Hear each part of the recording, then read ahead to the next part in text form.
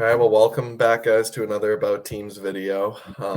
If you like our content, keep making sure to like the videos and subscribing.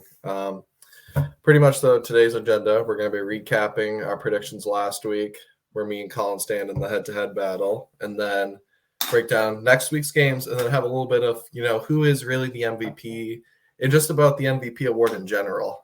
Is it, really an MVP award or more so a quarterback award? So we got a little fun discussion there going at the end.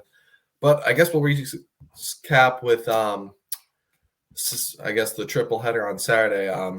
I went Vikings, you went Bengals, and it was looking good for me for a while, but then the Bengals stormed back. They scored 21 points in the fourth quarter, and then they eventually won in overtime when the Vikings could not get two QB sneak opportunities off in a row to gain an inch. The Bengals held firm to edge that out. It was a really important game for both teams.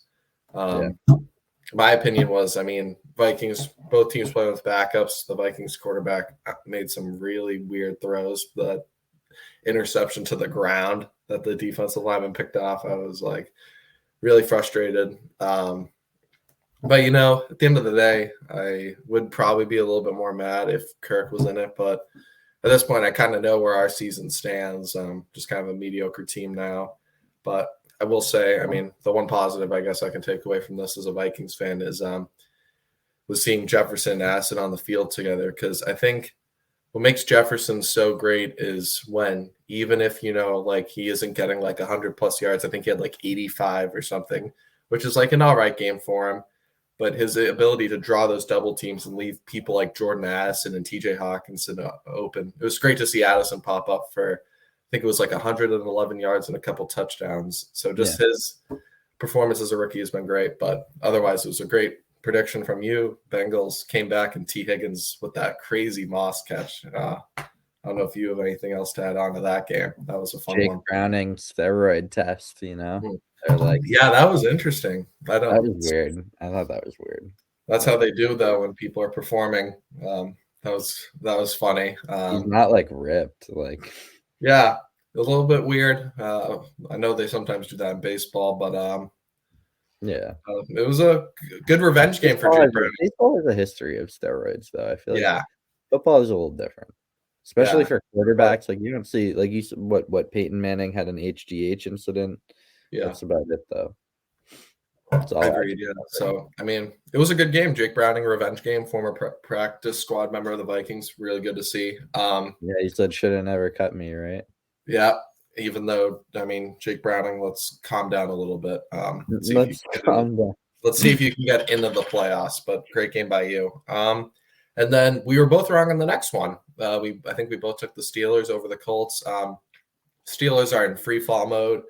Mike Tomlin's job is kind of now in serious question, I think, among Steelers fans. I don't know why I picked the Steelers. I could have sworn. Yeah, it was looking good. They were up 13-0 early, but I think after that hit on Michael Pittman, the Colts just rallied around that, and they just went on a 30-0 run to end the game and blow out the Steelers. And I think when we didn't talk about Coach of the Year, we didn't mention it, but Shane Steichen of the Colts, man, he's done great work with Anthony Richardson going down. Colts are 8-6 in the playoff fight, and if they make it, he has an excellent case along with D'Amico Ryans and Dan Campbell of the Lions. Does Richardson have a chance of playing in the playoffs or no? No. Mm-hmm. And even if he did, I think you kind of just roll with who got you here basically this whole year and kind of wait for it. You don't want to throw him into the fire of the playoffs, but no, I believe his shoulder injury was season ending. Yeah. And then the night game, which ended great for me to officially tie us in the split, was the Detroit Lions beating the Denver Broncos pretty handedly. A bounce back Lions game at home. The Denver offense couldn't get much going. Defense looked like it was at the beginning of the year. Sam Laporta, what a rookie season that guy's having for the Lions. When they trade away TJ Hawkinson, they found a guy right behind to So Laporta out of Iowa? Yeah, both Lions love their Iowa tight ends. Hawkinson out of Iowa. Tight end university. Yeah, they've both been doing good. I believe Kittle came out of Iowa too. Yeah, no, it is a tight end, but they did really have nothing else because you never hear of any Iowa quarterbacks getting drafted or receivers. But yeah, so that pretty much summed up the Saturday games. Brock Purdy, or is that Idaho? He was Iowa State. Are you sure? Yeah, he was a Cyclone. Oh, okay. But now recapping in the Sundays games where we had the same predictions the rest of the way. We don't have to really skip. We can really skip the Dolphins, Jets. I mean, Miami at home did their thing. Jets, Zach Wilson, not the game he had last week, and they brought in Trevor Siemian, who was not the answer. 30-zip Miami win. Pretty good look for the Dolphins offense, considering no Tyreek, and the Jets defense is definitely respectable. But I think the Jets are cooked. We got news that Rodgers is officially not coming back, even though I thought he never was this season. But he's not? No. They said he's still like 3 to 4 weeks away, and that takes it to the end of the season. And they are not making the playoffs. And then a very weird one. We saw Carolina win in front of their 20 fans, 9-7. Definition the most boring game in history. Yeah, no one. I don't think any of us watched it. The Falcons, man, you needed this one if you wanted to stay in the NFC South, and you still have a chance. Ritter is officially garbage.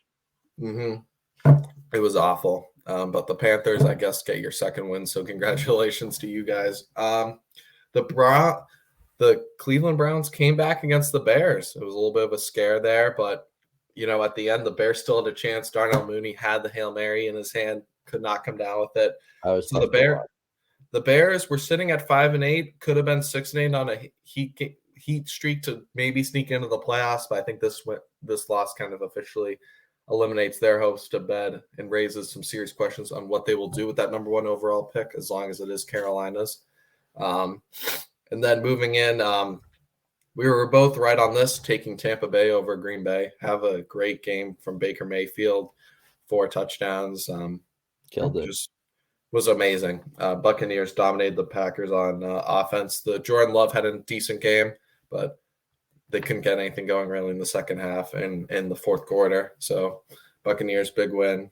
And then kind of the rest of the way, we saw the Saints kind of, Tommy DeVito. The story was fun, but not necessarily the best QB. And it was pretty much kind of everything you would expect, except I think you might want to take your victory lap on the Buffalo Bills over the Cowboys. I mean, we both picked the Bills, but I know the Bills is your Super Bowl sleeper. We're able to pull off a huge W against the Cowboys in what was I'd say Dak officially lost his MVP ballot for that. You can't have games like that if you're the most valuable player in the league. And the Cowboys too, with the NFC East on the line, you could have used this one, and you just didn't even show up. If anything, I think this contributes to how bad the Eagles are actually looking this year. Yeah, because I mean, when you blow out the Eagles and then just go into Buffalo and get bowled out, I think it says something both about the Eagles, because we can also mention that as our last recap, them choking, but Dallas just doesn't show up on the road, and if Philly, despite how bad they've been, they have 2 games against the Giants and Cardinals left. And if they win out, they get the tiebreaker over the Cowboys. So Dallas, despite how great you are at home, you may not get any home games. So that's not a way you want to go out. But so if you have anything else to recap, it was a very weird week. The Eagles choked at the end. Seahawks kept their playoff hopes alive. That was crazy. Drew Lock game-winning drive legacy, but legacy Drew Lock game. But with that being said, I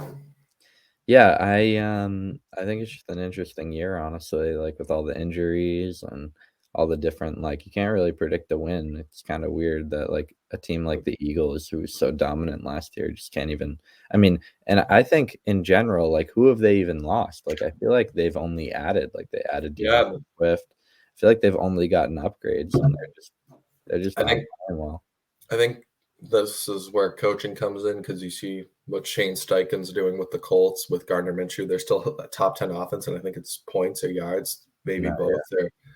They haven't missed a beat. The Eagles' play calling has been questionable. They switched to Matt Patricia last game for defensive play calls, and I mean, I guess it worked for a majority, but I mean, allowing a game-winning drive to Drew Lock, 90+ yards, that's going to sting. And Jalen Hurts' play is just falling off cliff right now, 100%. Especially in the passing game.